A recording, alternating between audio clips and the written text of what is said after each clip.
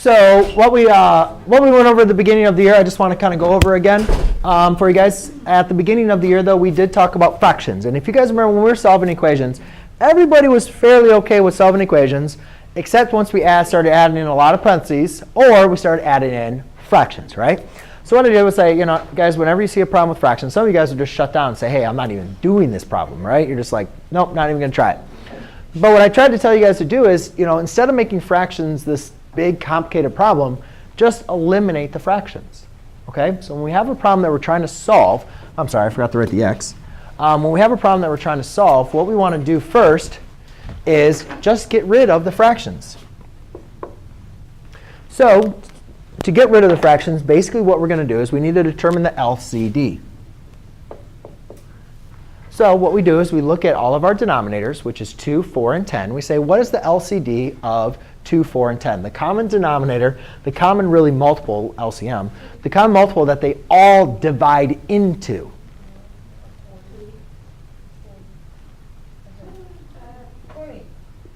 Veinte.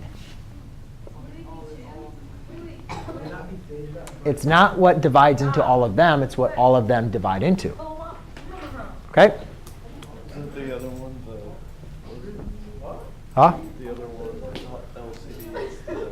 Least LCD and LCM are very similar. LCM is the least common multiple, which in turn is your least common denominator.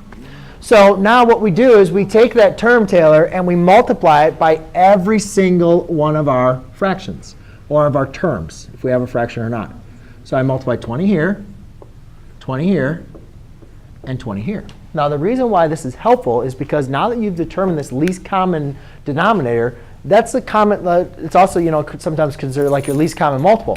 And what's nice about that is, as I mentioned, every single one of my denominators divides into 20. Do you guys all agree? So like we've already discussed is we can reduce all of those. 20 divided by 2 reduces to 10 over 1. 20 divided by 4 reduces to 5 over 1. 20 divided by 10 reduces to 2 over 1. So therefore, I have 10 times 7x, which then ends up giving me 70x. Negative 3 times 5 is a negative 15, which is equal to 2 times 3, which is 6. 20 over 2 divides to 10 over 1.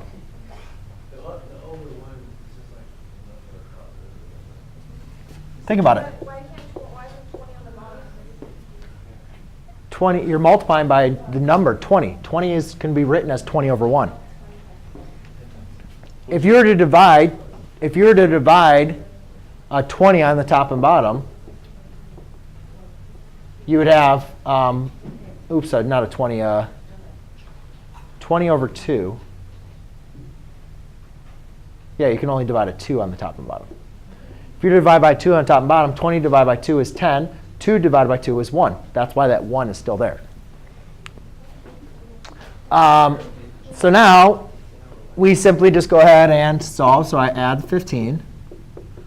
Add 15. So I have 70x equals 21. Divide by 70. Divide by 70.